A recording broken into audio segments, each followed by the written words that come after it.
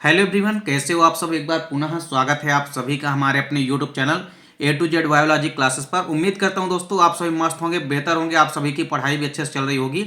आज की इस वीडियो में यहाँ पे हम देखेंगे बोर्ड एग्जाम 2024 के लिए महत्वपूर्ण अभिक्रियाएं यानी इंपॉर्टेंट रिएक्शन देखेंगे। और इन रिएक्शंस में से 2 से 4 रिएक्शन आपके एग्जाम में जरूर पूछी जाती है।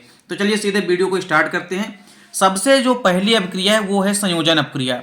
संयोजन अपक्रिया में देखिए, संयोजन अपक्रिया एक्चुअल में होती क्या है, जैसा कि नाम से ही स्पष्ट है कि संयोग करना मतलब संयोजन अपक्रिया।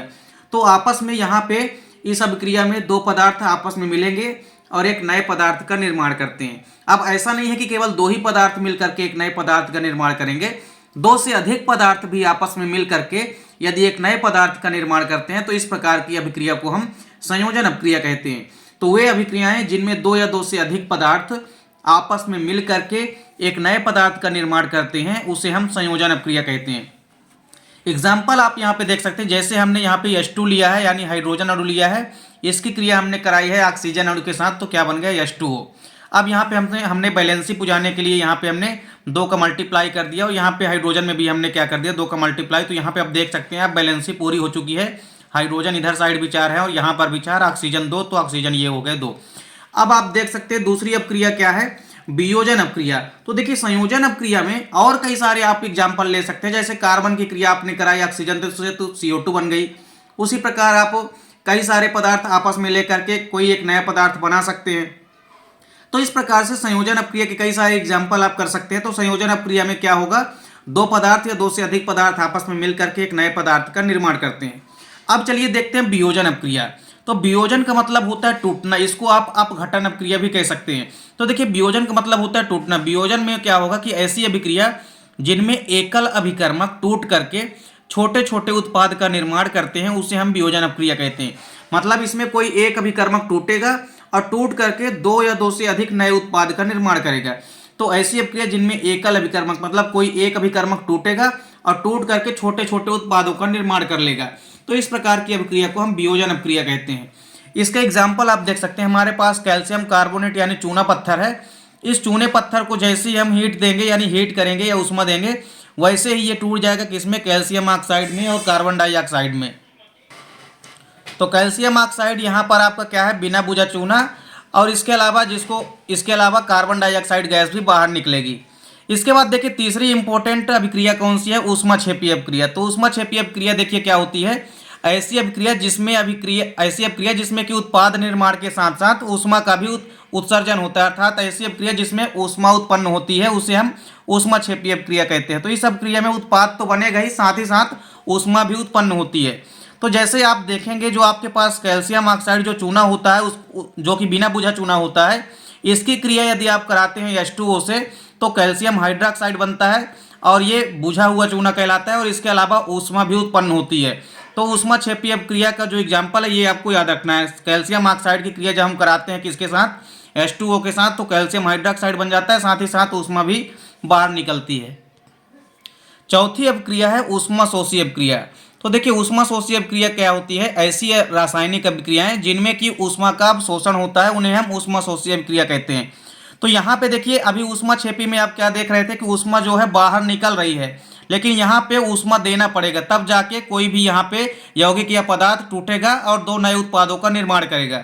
तो इस अभिक्रिया में ऊष्मा का शोषण होगा। देखिए हमारे पास कैल्शियम कार्बोनेट है और कैल्शियम कार्बोनेट जो कि चूना पत्थर होता है संगमरमर, कैल्शियम कार्बोनेट को जैसे ही हीट या ऊष्मा देंगे वैसे ही ये कैल्शियम ऑक्साइड में टूट जाएगा और कार्बन डाइऑक्साइड में टूट जाएगा। अब आपने इसके पहले देखा था वियोजन अभिक्रिया में भी आपने सेम एग्जाम्पल देखा है, तो दोनों एग्जाम्पल आपको याद रखना है। कैल्शियम ऑक्साइड जब टूटता है तो इसमें ऊष्मा देनी पड़ती है, इसमें ऊष्मा का अवशोषण होगा तब कैल्शियम ऑक्साइड क्या होता है, टूटता है। तो टूट करके कैल्शियम ऑक्साइड बनाएगा और फिर कार्बन डाइऑक्साइड का निर्माण करता है। तो इस प्रकार से ऊष्माशोषी और अपघटन यानी कि वियोजन अपक्रिया दोनों अपक्रियाओं का एग्जाम्पल जो है सेम आपको याद रखना है। इसके बाद देखिए अगली अपक्रिया है विस्थापन अपक्रिया। तो विस्थापन अपक्रिया में देखिए क्या होता है, जब कोई एक तत्व दूसरे तत्व को उसके यौगिक से विस्थापित कर देता है तो इस प्रकार की अभिक्रिया को हम विस्थापन अपक्रिया कहते हैं। जैसे यहाँ पे हमने देखिए जिंक की क्रिया कराई है किसके साथ, कॉपर सल्फेट यौगिक के साथ। तो यहाँ से देखिए अब यहाँ पे क्या कहा गया है कि यहाँ पे कोई भी एक तत्व जो है वो किसी दूसरे यौगिक से उसके तत्व को विस्थापित कर देता है। तो यहाँ पे आप देखेंगे कि जो जिंक है ये क्या करता है, कॉपर सल्फेट से कॉपर को विस्थापित कर देता है और कॉपर का स्थान स्वयं ले लेता है। तो कॉपर के स्थान पे यहाँ पे जिंक आकर के जुड़ जाता है, तो जिंक सल्फेट यहाँ पे बन जाता है और कॉपर जो है बाहर निकल जाता है। तो इस प्रकार से यहाँ पे आप देख सकते हैं कॉपर का विस्थापन हो गया। तो कॉपर सल्फेट, जिसको कि आप नीला थोथा कहते हैं, तो कॉपर सल्फेट में से कॉपर का यहाँ पे क्या हो जाता है, विस्थापन हो जाता है। तो कोई भी तत्व किसी दूसरे यौगिक से तत्व को विस्थापित यदि कर देता है तो इस प्रकार की अभिक्रिया को हम विस्थापन अपक्रिया कहते हैं। इसके बाद अगली अपक्रिया है द्विविस्थापन अपक्रिया। तो देखिए द्विविस्थापन अपक्रिया क्या होती है, ऐसी अभिक्रियाएं जिनमें अभिकारकों के बीच आयनों का आदान प्रदान होता है उसे हम द्विविस्थापन अपक्रिया कहते हैं। इसका एग्जाम्पल देखिए, जैसे हमने यहाँ पे सोडियम सल्फेट लिया है और इसकी क्रिया हमने कराई है बेरिलियम क्लोराइड से, सॉरी यहाँ पे बेरियम क्लोराइड है, तो हमने सोडियम सल्फेट की क्रिया किसके साथ कराई, बेरियम क्लोराइड के साथ। तो यहाँ पे देखिए क्या होगा, आपस में दो आयनों का विस्थापन होगा या आपस में दोनों आयनों का क्या होगा, आदान प्रदान होगा। विस्थापन अपक्रिया में केवल एक ही तत्व का विस्थापन होता है एक स्थान से, लेकिन यहाँ पे दो तत्व आपस में आप पाएंगे, दो तत्व या आप ऐसा कह सकते हैं कि दो आयन आपस में एक की जगह दूसरा ले लेगा और दूसरे की जगह पहला ले लेगा। तो इस प्रकार से दोनों आयनों के बीच में आपस में आदान प्रदान हो जाता है। अब आप यहाँ पे देख सकते हैं जैसे सोडियम यहाँ से हटता है और सोडियम की जगह में बेरियम जो है इसका स्थान ले लेता है। तो सोडियम सल्फेट की जगह यहाँ क्या बन गया, बेरियम सल्फेट बन गया। और फिर यहाँ पे आप देख सकते हैं कि क्लोरीन की जगह यहाँ पे बेरियम हट गया यहाँ से और बेरियम की जगह में यहाँ आकर के सोडियम ऐड हो जाता है, तो यहाँ पे सोडियम क्लोराइड बन जाता है। तो इस प्रकार से देख सकते हैं कि यहाँ पे दोनों आयनों का विस्थापन हो रहा है, यहाँ से सोडियम का विस्थापन हो रहा है और यहाँ से आप देख रहे हैं कि बेरियम का विस्थापन हो रहा है। तो सोडियम का स्थान देख सकते हैं आप, बेरियम ले लिया और बेरियम का स्थान के कौन ले लिया, सोडियम ले लिया।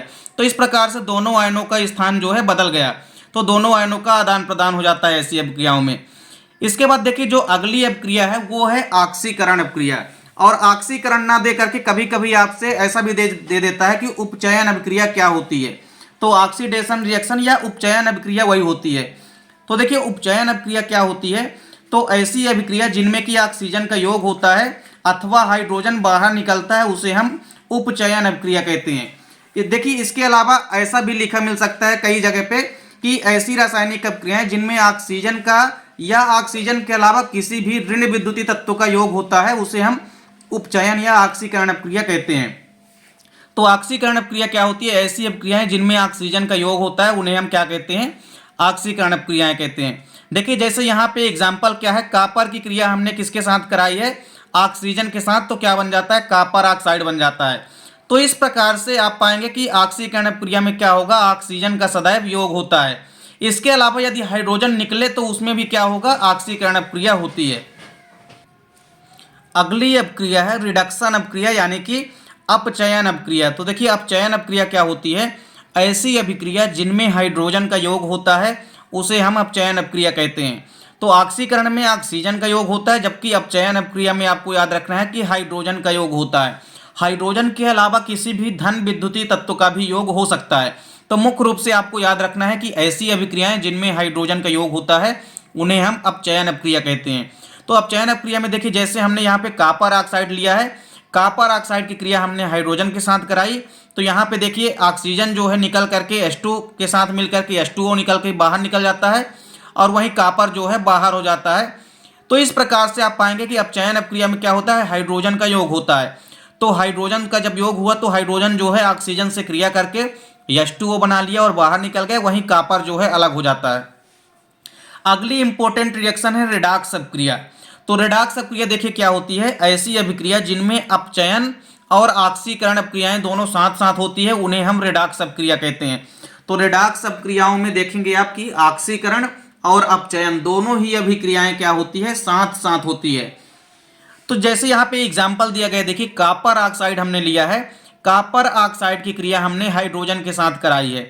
तो यहाँ पे देखिए एक्चुअल में होता क्या है कि ऑक्सीकरण और अपचयन यहाँ पे दोनों हो रहा है। देखिए H2 है यहाँ पे, अब हाइड्रोजन क्या कर रहा है कि ऑक्सीजन के साथ क्रिया करके H2O बना रहा है। तो यहाँ पे ऑक्सीजन का क्या हो रहा है, H2O में ऑक्सीजन का योग हो रहा है। तो जहाँ पे ऑक्सीजन का योग होता है वहाँ पे ऑक्सीडेशन यानी कि ऑक्सीकरण क्रिया होती है। तो यहाँ पे ऑक्सीजन का योग हो रहा है हाइड्रोजन के साथ, इसलिए यहाँ पे ऑक्सीकरण की अभिक्रिया हो रही है। और आप यहाँ पे देख सकते हैं कॉपर ऑक्साइड, तो कॉपर ऑक्साइड से यहाँ से देखिए आप ऑक्सीजन बाहर निकल रहा है। तो जब ऑक्सीजन बाहर निकलता है तो उसे हम रिडक्शन अभिक्रिया कहते हैं, यानी कि अपचयन अभिक्रिया कहते हैं। तो हाइड्रोजन बाहर निकले तो उसे हम क्या कहते हैं, अपचयन अभिक्रिया कहते हैं। तो यहाँ पे आप देख रहे हैं कि यहाँ पे रिडक्शन हो रहा है, यानी कि अपचयन अभिक्रिया हो रही है। क्यों? क्योंकि कॉपर ऑक्साइड से ऑक्सीजन बाहर निकल रहा है, तो यहाँ पे अपचयन हो रहा है। वहीं H2 के साथ ऑक्सीजन ऐड हो रहा है, इसलिए यहाँ पे ऑक्सीकरण अभिक्रिया हो रही है। तो रिडॉक्स अभिक्रिया में आपको याद रखना है कि ऑक्सीकरण व अपचयन दोनों अभिक्रियाएं साथ साथ होती है। इसके बाद देखिए अगली अभिक्रिया है अवक्षेपण अभिक्रिया। तो अवक्षेपण अभिक्रिया देखिए क्या होती है, जब दो विलयनों के बीच रासायनिक अभिक्रिया के फलस्वरूप किसी श्वेत ठोस पदार्थ का निर्माण होता है तो उस अभिक्रिया को हम अवक्षेपण अभिक्रिया कहते हैं। तो अवक्षेपण अभिक्रिया में क्या होता है, आपस में देखिए दो विलयनों के बीच रासायनिक अभिक्रिया होती है और किसी श्वेत ठोस पदार्थ का निर्माण होता है, तो उसे हम क्या कहते हैं, अवक्षेपण अभिक्रिया कहते हैं। जैसे हमारे पास एग्जाम्पल है, सिल्वर नाइट्रेट हमने लिया है AgNO3 और इसकी क्रिया हमने कराई है सोडियम क्लोराइड यानी कि NaCl के साथ। तो जब हम कराते हैं NaCl के साथ तो देखिए यहाँ पे क्या बनता है, सिल्वर क्लोराइड, सिल्वर जो है किसके साथ क्रिया करता है, क्लोरीन के साथ, और सिल्वर क्लोराइड बना लेता है। वहीं जो NO3 होता है उसके साथ सोडियम क्रिया करता है और सोडियम नाइट्रेट बना लेता है। तो इस प्रकार से देखिए यहाँ पे 10 इंपॉर्टेंट रिएक्शन है जिनको कि आपको एग्जाम के पहले डेफिनेट रूप से पढ़ के जाना है। यदि आप एग्जाम से पहले इनको पढ़ के जाते हैं तो यहाँ से 2 से 3 अभिक्रियाएं डेफिनेट रूप से आपके एग्जाम में पूछी जाएगी। उम्मीद करता हूं दोस्तों वीडियो पसंद आई होगी। दोस्तों वीडियो अच्छी लगे तो लाइक और कमेंट जरूर कीजिए, साथ ही साथ दोस्तों के बीच ज्यादा से ज्यादा वीडियो को शेयर कीजिए। चैनल पर यदि नए हैं तो चैनल को सब्सक्राइब अवश्य कर लें, साथ ही साथ बेल आइकन प्रेस कर लें। मिलते हैं दोस्तों नेक्स्ट वीडियो में, तब तक के लिए जय हिंद, वंदे मातरम।